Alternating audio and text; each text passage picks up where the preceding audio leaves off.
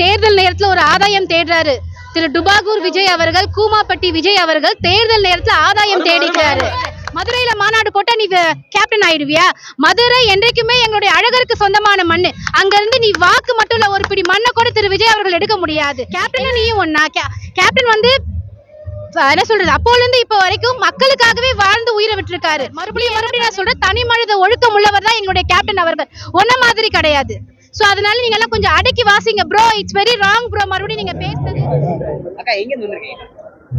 வணக்கம், என்னோட பேர் திவ்யா தமிழரசன். வடசென்னை மேற்கு மாவட்டம் கொளத்தூர் பகுதியில வந்திருக்கேன். ஐடிவி மாவட்ட துணை செயலாளர்.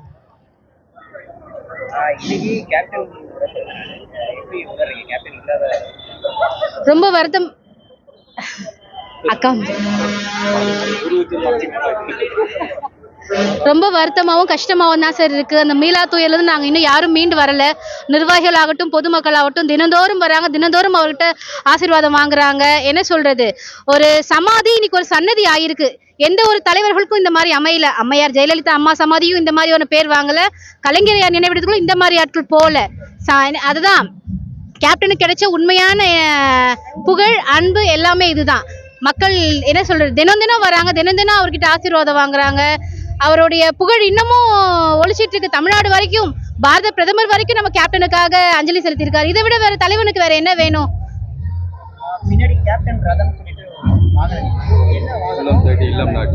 உள்ளம் தேடி இல்லம் நாடில் வரக்கூடிய கேப்டனுடைய ரத யாத்திரைங்க இது. தமிழ்நாடு முழுக்கும் 234 தொகுதி முழுக்க இந்த ரத யாத்திரையானது போது. அந்நியர் அவர்கள் போயிருக்காங்க. புரட்சி பயணம் இது அந்நியர் அவர்கள் மேற்கொண்டிருக்கிறது. வேற எந்த அரசியல் கட்சி தலைவர்களுடைய அந்த சமாதிக்கும் வந்து பாத்தீங்கன்னா இந்த மாதிரி செருப்பு கழட்டி விட்டு உள்ள போறது அப்படின்னு பொதுமக்களே அந்த மாதிரி போய் பார்த்தது. வேணா கட்சிக்காரங்க யாருன்னா செய்வாங்க. இந்த இடத்துல பொதுமக்கள் வந்தாலும் அந்த மாதிரி பண்றாங்க. அந்த மாதிரி விஷயத்த நீங்க தலைவர்கள் இப்படி நடக்கிறத பார்க்கும்போது எப்படி? ரொம்ப சந்தோஷமா இருக்குங்க. அவர் தெய்வம், is a god for all our என்ன சொல்ற நிர்வாகிகளுக்கும் பொதுமக்கள் எல்லாருக்குமே ஒரு கடவுளா இருக்காரு. கேப்டன் கோயிலுக்கு வந்து நினைச்சதை வேணும்னா அடுத்த ஒரு வாரத்துல நடந்திருக்கு. இதை நான் உணர்ந்திருக்கேன். போன வெள்ளி வந்தேன், எனக்கு இது ஒரு வேண்டுதல் ஒரு நடக்கணும்னு வேண்ட அடுத்த வாரத்துக்குள்ள எனக்கு சக்சஸ்ஃபுல் ஆயிருக்கு. ஸோ கேப்டன் கோயிலுக்கு வந்து உண்மையா மனமுருகி வேணும்னா அது நடக்குது. ஸோ அப்போ இவர் ஒரு தெய்வம். தமிழ்நாட்டில் இருக்கக்கூடிய புனித ஸ்தலங்கள்ல கேப்டனுடைய சன்னதியும் ஒண்ணு இன்னைக்கு ஆயிருக்கு. அரசியல் வெற்றிங்கிறது போன முறைலாம் இல்லாததோட இந்த வாட்டி தினம் தினம் தேமுதிக பத்தி செய்திகள் வந்துகிட்டே இருக்கு. அந்த விஷயத்தை எப்படி பாக்குறீங்க? 26 தேர்தல் எப்படி? ரொம்ப என்ன சொல்றது, மற்ற கட்சியினருக்கு ஒரு பயம் உண்டாயிருக்குன்னு சொல்லலாம். எங்களுடைய அந்நியருடைய புரட்சி பயணம் ஆரம்பிச்சிருக்கிறதுனால பார்க்க தானே போறீங்க. இனிமே எங்களுடைய அந்நியருடைய அரசியலை சும்மா தெரிக்க விட போறாங்க அந்நியர் அவர்கள். வந்து நேற்று தினம் விஜய் அவர்கள் பேசினதை பத்தி ஒரு பதிவு பண்ணாங்க. இவ்வளவு நாள் இல்லாம இப்ப திடீர்னு பேசுறாங்கல்ல, விஜய் அவர்கள் வந்து அண்ணன் விஜயகாந்த் அப்படின்னு சொல்றாங்கல்ல, அது எதுக்கு அப்படிங்கிற மாதிரி ஒரு கேள்வி இருக்கு. இது ஒரு தேர்தல் நேரத்துல ஒரு ஆதாயம் தேடுறாரு. திரு டுபாகூர் விஜய் அவர்கள், கூமாப்பட்டி விஜய் அவர்கள் தேர்தல் நேரத்துல ஆதாயம் தேடிக்கிறாரு. உண்மையான அண்ணனா இருந்தா அண்ணனை நீ எப்போ வந்து பாத்துருக்கணும். இருந்த பின்ன வர கண் கேட்ட பின்ன சூரிய நமஸ்காரம் எதுக்கு? தேவையில்லாத ஒண்ணுதானே. தேர்தல் நேரத்துல அண்ணனை தேடுற. மதுரையில மாநாடு போட்டா நீ கேப்டன் ஆயிடுவியா? மதுரை என்றைக்குமே எங்களுடைய அழகருக்கு சொந்தமான மண்ணு. அங்க இருந்து நீ வாக்கு மட்டும் இல்ல, ஒரு பிடி மண்ணை கூட திரு விஜய் அவர்கள் எடுக்க முடியாது. எல்லாம் கேப்டன் மாதிரி என்ன நீ கேப்டன் மாதிரி நீ என்ன பண்ணிட்ட? கேப்டன் அவர்கள் 15,000 கிலோமீட்டர் சுற்றுப்பயணம் மேற்கொண்டாரு. அவ்வளவு மக்கள் போய் சந்திச்சிருக்காரு. பட்டி தொட்டி எங்கும் போய் பார்த்திருக்கிறாரு. நீ என்ன பண்ண? நீ ஒண்ணுமே பண்ணலையே. Work from home, work from politics பண்ணா நீ கேப்டன் ஆயிடுவியா? கேப்டனுடைய நிழலை கூட யாரும் தொட முடியாது. எங்க நிர்வாகியோட நிழலை கூட யாரும் தொட முடியாது. திரு விஜய் அவர்களுக்கு நான் சொல்லிக்கிறேன், உங்களுடைய ஆட்களை கொஞ்சம் அடக்கி வாசிக்க சொல்லுங்க. ஆனா உன்னா கேப்டன் ஒண்ணு சேர்ந்துடுறீங்களே. கேப்டனும் நீயும் ஒன்னா. கேப்டன் வந்து என்ன சொல்றது, அப்போல இருந்து இப்ப வரைக்கும் மக்களுக்காகவே வாழ்ந்து உயிரை விட்டுருக்காரு. நீ என்ன பண்ண? கிட்டத்தட்ட ஒரு 40 ஆண்டு காலம் மக்களுக்காகவே வாழ்ந்து மக்கள் பணி செஞ்சிருக்காரு. நீ என்ன பண்ண? ஒண்ணும் பண்ணல. தனி மனித ஒழுக்கம் உடையவர். மறுபடியும் நான் சொல்றேன், தனி மனித ஒழுக்கம் உள்ளவர் தான் எங்களுடைய கேப்டன் அவர்கள். ஒன்ன மாதிரி கிடையாது. சோ அதனால நீங்க எல்லாம் கொஞ்சம் அடக்கி வாசிங்க bro. It's very wrong bro. மறுபடியும் நீங்க பேசுனது அண்ணன் தம்பி எல்லாம் மனசுக்குள்ள இருக்கட்டும். போதும். இந்த வெளியாட்கள் கிட்ட சொல்லி அரசியல் ஆதாயம் தேர ஓட்டு பிரிக்க பாக்குற சான்ஸே கிடையாது. அவர் மட்டும் இல்ல, இனி வரக்கூடிய அரசியல்வாதிகளாகட்டும் கேப்டனுடைய பேர் இல்லாம இனிமே எந்த ஒரு அரசியல் இதுவும் நடக்காது. அதுக்கான சான்று தான் அது. நம்ம வந்து விஜயகாந்த் அவர்களை தவற விட்டு ஆட்சி அதிகாரம் கொடுக்காம விஜய் அவர்களை தவற விட்டுற கூடாது அப்படின்னா போஸ்ட் அடிக்கிறாங்க. நீங்க பாத்துருப்பீங்க. அது ரொம்ப என்ன சொல்றது, அவங்களுக்கு ஒரு தன்மானம் இருக்கும். ஆல்ரெடி எங்க அண்ணியார் சொல்லிட்டாங்க, மானசீக குருவா ஏத்துக்கிட்ட பின்ன மட்டும்தான் நீங்க வந்து படத்தை பயன்படுத்தணும்னு. சொல்ல பிறகுமே நீங்க யூஸ் பண்றீங்கன்னா உங்களுக்கு தன்மானம் கிடையாதா? யாரு காலை பிடிச்சும் வாழ்க்கை பிழப்பு நடத்தாதீங்க. திரு விஜய் அவர்களே, சுயமா வாங்க, சுயமா சிந்திங்க, சுயமா நடந்துக்கங்க. உங்களுக்கான வெற்றி உங்களை தேடி வரும்.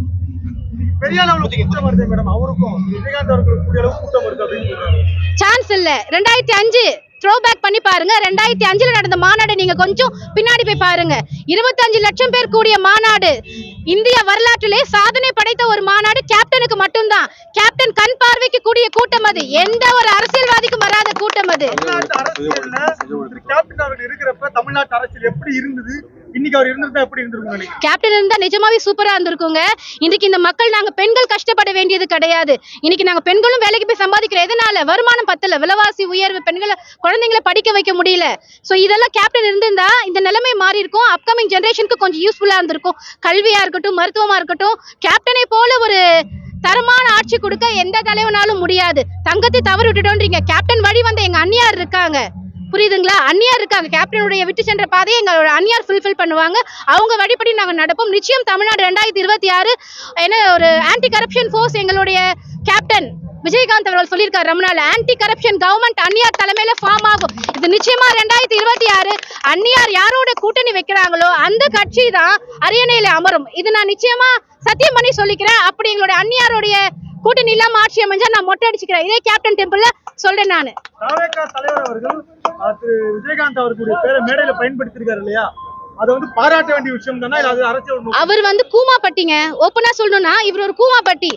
சுயமா சிந்திங்க, சுயமா சிந்திச்சு சொல்லுங்க. அண்ணனா இருக்கட்டும், அண்ணனை ஏன் இதுக்கு முன்னாடி வந்து பார்க்கல? உன்னோட தேவைக்கு நீ பயன்படுத்திக்கிற. இப்ப நீ அரசியல்ல வந்துட்ட, 2வது மாநாடு போட்ட, ஏதோ ஒரு 50-100 பேர் கூட்டிட்டாங்கன்றதுனால உனக்கு தலைவர்ன்ற இது வந்துருதா?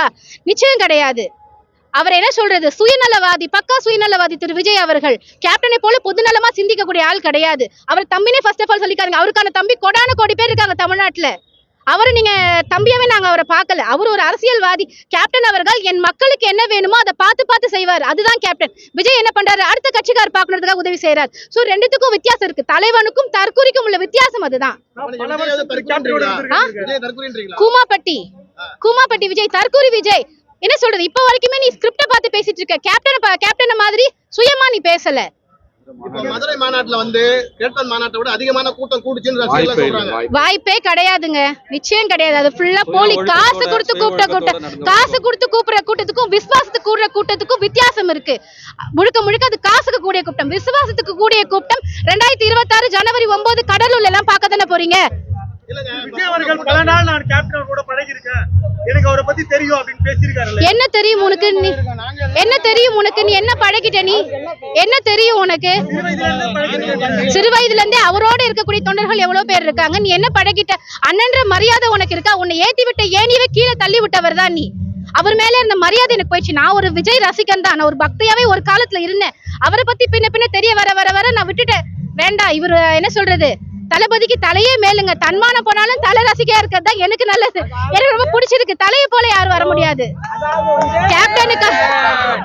கேப்டனுக்கு அப்புறம் தொண்டர்களை என்ன சொல்றது, உண்மையா மதிக்கக்கூடியவர் தான் இங்க தலை. கேப்டனை போலவே இருக்காரு. ரசிகர்களையும் சரி, அவருடைய உடன் இருக்கவங்களும் சரி, நல்லா பாத்துக்கிறாரு, மரியாதை கொடுக்குறாரு எங்களுடைய தலை. வர்த் இல்லங்க, யூஸ்லெஸ். வர்த் இல்ல. அம்மன் ஜல்லிக்கு பிரயோஜனம் இல்ல ப்ரோ. கொஞ்சம் அடக்கி வாசிங்க ப்ரோ. நிச்சயம் கிடையாது. நாங்க ரொம்ப என்ன சொல்றது, கிளவரா நாங்க இருக்கோம். நாங்க வந்து யோசிச்சிருக்கோம். எங்களுடைய பாதை இதுதான். அந்நியார் தான் எங்களுடைய வழிகாட்டி. அந்நியார் என்ன சொல்றாங்களோ அதுபடிதான். வாக்கு சதவீதம் அதான் ஆல்ரெடி சொல்லிட்டேனே. மதுரையில இருந்து நீ என்ன சொல்றது, ஒரு பிடி மண்ணை கூட வாங்க முடியாது. மதுரை என்றைக்குமே எங்கள் ஆண்டாளர்களுக்கு சொந்தமான இடம் தான் இந்த மண்ணு, மதுரை மண்ணு. சினிமா துறையில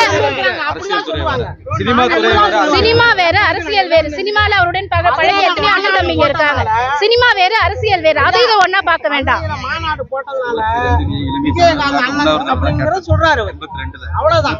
மதுரைக்கு மாநாடு ஏத்துக்க முடியாதுங்க. அவர் வந்து என்ன சொல்றது, உண்மையா பேசலங்க, நடிக்கிறாரு. அவர் இன்னும் என்ன சொல்றது, கேமரா முன்னாடி கேமரா இருக்கவே அவரோட நடிப்பு துறை இன்னும் கண்டினியூ பண்ணிட்டு தான் இருக்காரு. என்ன கேட்டா திரு விஜய் அவர்கள் அழகா படம் நடிக்கலாம், உங்களுக்கான ரசிகர்கள் எப்பவும் உங்களை சப்போர்ட் பண்ணிட்டு தான் இருப்பாங்க. அவ்வளவுதான். என்ன கேட்டா நான் அதுதான் சொல்லுவேன். ஒரு நடிகனா எனக்கு ஒண்ணு ரொம்ப பிடிக்கும். அரசியல்வாதியா நீ வந்து பொய்யா இருக்க, ஒரு முகமூடி பூசி இருக்க, அதுல இருந்து நீ வெளியே வா, உண்மையா இருந்துக்கோ, மக்களுக்கு உனக்கான இடமே வேற. அதாவது அரசியல்வாதியா விஜய் வந்து தகுதி இல்லாத தலைவர்ன்றீங்களா? அப்படிதான் நாங்க சொல்ல தகுதி நீ இனிமே வளர்த்துக்கோ. இன்னைக்குதான் நீ வந்திருக்க, உடனே நீ முதலமைச்சர் ஆயிட முடியாது. இன்னும் 40-50 வருஷம் அவர் மக்களுக்காகவே சேவை செஞ்சுட்டு வந்திருக்காரு. அவர் இருக்க இடம் எங்க? மலைய மடுவோட ஒப்பிடாதீங்கன்னு தான் நான் சொல்றேன். அவருக்கு திறமை இல்லைன்னு நான் சொல்லல, வளர்த்துக்கங்க. நீங்க இப்பதான் வந்திருக்கீங்க, இன்னும் நீங்க பார்க்க வேண்டியது எவ்வளவா இருக்கு. எடுத்ததுமே நீங்க அரியணையில உட்காந்துட முடியாதுன்னு நான் சொல்றேன். என்னோட பேர் திவ்யா தமிழரசன், வடசென்னை மேற்கு மாவட்டம் கொளத்தூர் பகுதி, ஐடி விங்ல மாவட்ட துணை செயலாளராக இருக்கேன். நன்றி. நன்றி.